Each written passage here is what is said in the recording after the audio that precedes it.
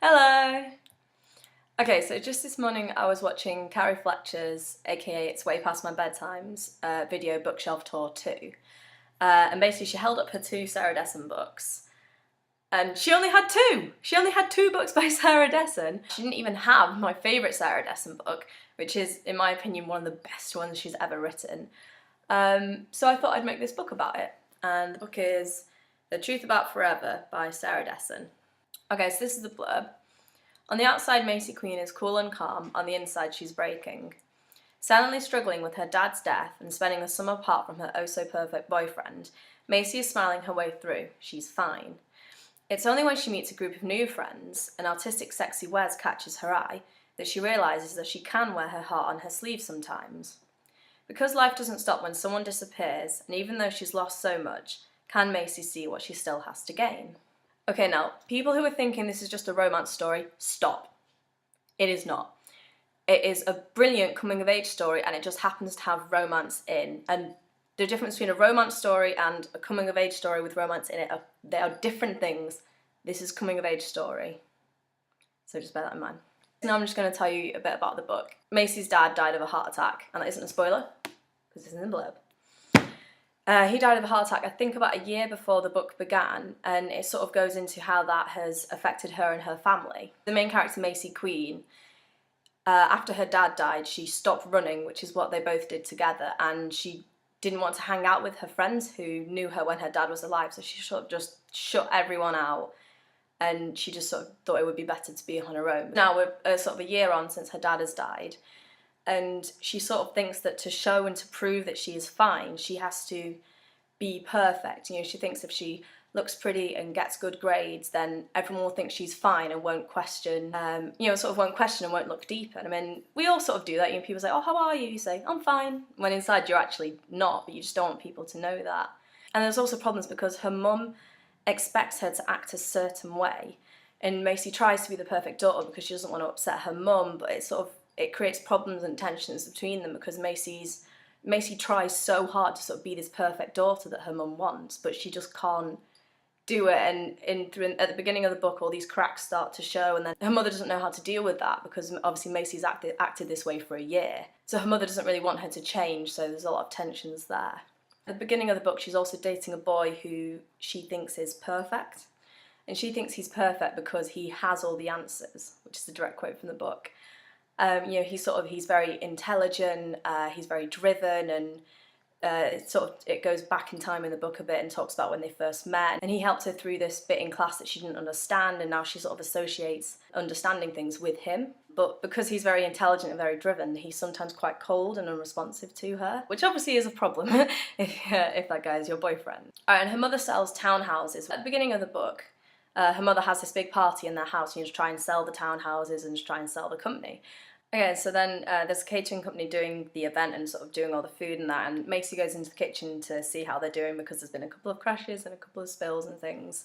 But they're so disorganised and crazy, and there are all these catering disasters, but they manage to pull them off at the last minute, and it's so sort of up and down and all this, but Macy absolutely loves it because it's so, her life is so perfect and structured, and here she finds these people where everything is just up in the air and crazy, but they don't mind it and they live off the adrenaline of it. And what's great is that they become very important characters in the story.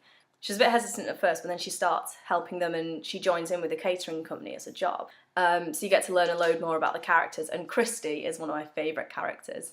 One of my favourite characters of the caterers.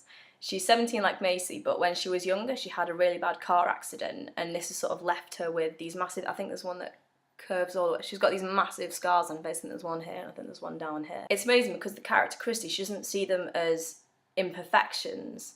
And there's a wonderful line in the book where she mentions, people are already staring at me, meaning because of her scars. She's like, so I always give them something to stare at.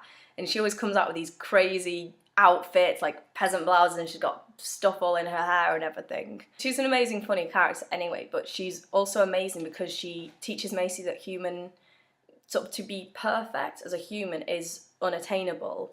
And obviously the imperfections can be just as beautiful, and even with your imperfections, you can still be happy and sort of so full of life. She's one of the most bubbly characters I've ever met in a book, to be honest. This is what I love about the book. There's a massive theme about perfection and what makes happiness throughout the book. And at the beginning of the book, Macy sort of thinks that by looking nice and getting full marks in your tests, and all that means that you're perfect, and if you're perfect, therefore you're happy.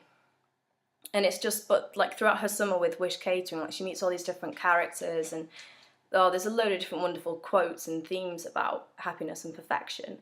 And throughout the summer with her, with the Wish Catering, she sort of realises that perfection is overrated, and it's so much better to be happy with who you are, rather than drive yourself crazy trying to get this unattainable perfection which doesn't exist, and therefore ultimately making yourself miserable when obviously you can't achieve these insane standards you set for yourself.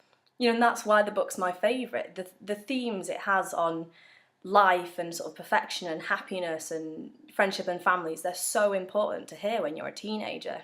Most of the time we're told, oh, you have to get this grade, or you have to look this way, or you have to act this certain way to be happy.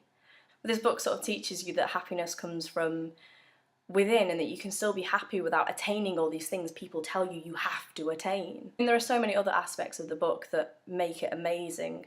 The relationship development between Macy and her mother is just fantastic, because they don't tell each other how they're feeling, and it's so stilted at the beginning, and it's so nice seeing them sort of open up to each other. It also goes into the impact a death can have on a family, and she writes it so wonderfully. It's amazing. There's also a big bit with her sister, who there was not enough time to mention about the sister. It also dips into a cat. It also dips into what makes a good romantic relationship, and I think what makes good friendships as well. And it's just so good. And this book is definitely for boys and for girls. It has a main female character, and there is a romance thing in it, but the themes and the points that it makes and sort of teaches you about life, they are universal for all sexes and all genders. So please, boys, don't be put off by it. That's it. I will always recommend this book to help get people through their teenage years. And to be honest, even older than that.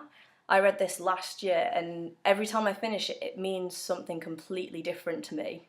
And whenever I finish it, I always feel sort of really just inspired by life. The fact that the book can change with me as I read it, and when I get older it means different things to me, I think marks it as a really great book. So yeah, basically to summarise, it's an incredible coming of age book, and please read it because it is so important.